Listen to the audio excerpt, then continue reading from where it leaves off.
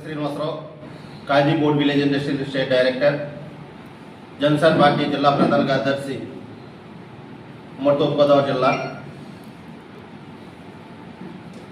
పవన్ కళ్యాణ్ గారు గురించి కొంతమంది నాయకులు వైసీపీ పార్టీ అయిపోయిన తర్వాత కొంతమంది నాయకులు మాట్లాడుతున్నారు. గంట అరగంట కన్యా సుకన్య గాడికి ఆడికి ఓక్కైపోయి పదవి పోయి ఆడొక్కడో కోడిగుడ్లు గాడు, అమర్నాథ్ కోడిగుడ్డు గాడు, బందర్ కుక్క ఆడు, ఇక్కడ లోకల్గా ఉన్న కురసాల కన్నబాబు, తోట తిరుమతులు గారు, నరసింహ్ గారు, గీత గారు, వీళ్ళందరూ మాట్లాడతారు. కోప నాయకులు. అయ్యా నమస్కారం. కోప నాయకులు, పెద్ద నాయకులు, సీనియర్ నాయకులు. గత గవర్నమెంట్లో మీరందరూ ఉన్నారు కదా, ఈ కోప నాయకులందరూ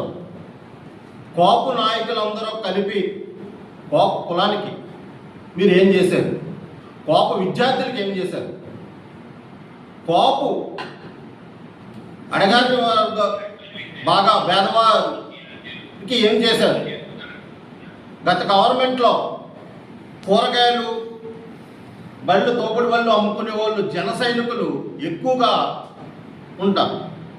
అటువంటి వాళ్ళని ఎంత ఇబ్బంది పెట్టారో మీకు తెలియదా? సిటీలో వ్యాపారం చేసుకునేవాళ్ళు, చిన్న వ్యాపారం చేసుకునేవాళ్ళు ఆ రోజున ఏమైపోయారు? ఈ సన్నాసులు అందరూ ఈ రోజుని ఈ పెద్ద నాయకులు వేసుకుని పెద్ద నాయకులు అంట తయారైపోయారు. మరి సంస్కారాలు నేర్పుతున్నారు. నిన్న నరసింహ్ గారు మాట్లాడుతున్నారు. ఆ రోజుని మాట్లాడుతున్నారు. ఇంతలాగా ఈ జిల్లా వాసులు ఇలా మాట్లాడే సంస్కారం కాదు. నీ పక్కన కూర్చోబెట్టుకున్నావు. నిన్న పక్క నియోజకవర్గ ఆ రోజున గీత గారు పక్కనే ఉన్నారు. ఆ రోజున ఏమైపోయారు మీరందరూ? మహిళలు, కోప మహిళలు కొడితే ఏం చేశారు? మీరందరూ ఏం చేశారు? ఆ రోజున రాలేదా మీకు ఈ కోప నాయకులందరూ? ఏమైపోయారు? ఏం దోకున్నారు? అసెంబ్లీ సాక్షిగా తోట తిరుమతులు గారు కానీ, కన్నబాబు గారు కానీ, దొంగల పార్టీ, రౌడీల పార్టీ. తోట తిరుమతులు గారు అసెంబ్లీలో మాట్లాడారు. తండ్రి రాజశేఖర గారు రౌడీ పార్టీ అని చెప్పేసి, ఆయన కొడుకు పార్టీ అని చెప్పేసి ఆయన మాట్లాడాడు. ఈయన జైలుకి వెళ్ళి పార్టీ అని ఈయన మాట్లాడాడు. వీళ్ళందరూ చాలా మాట్లాడారు.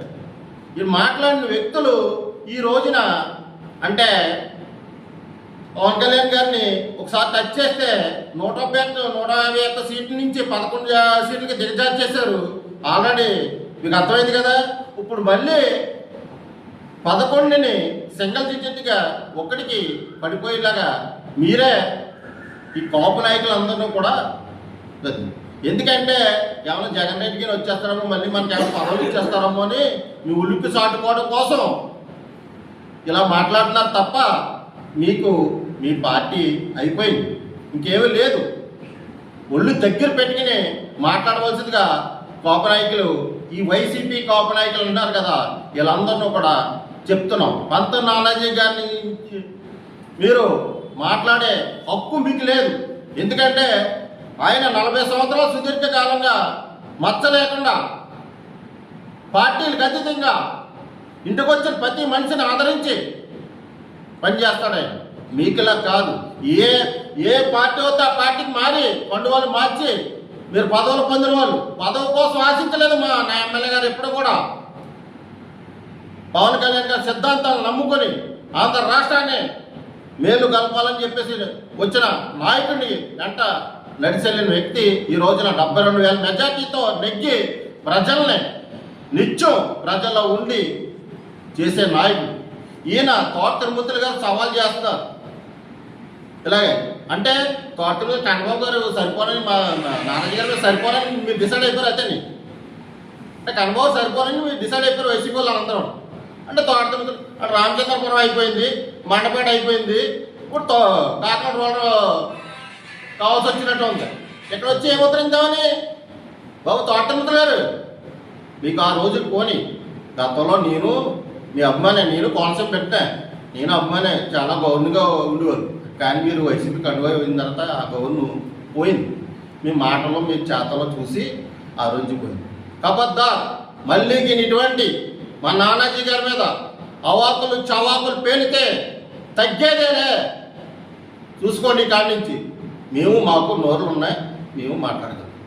నమస్కారం.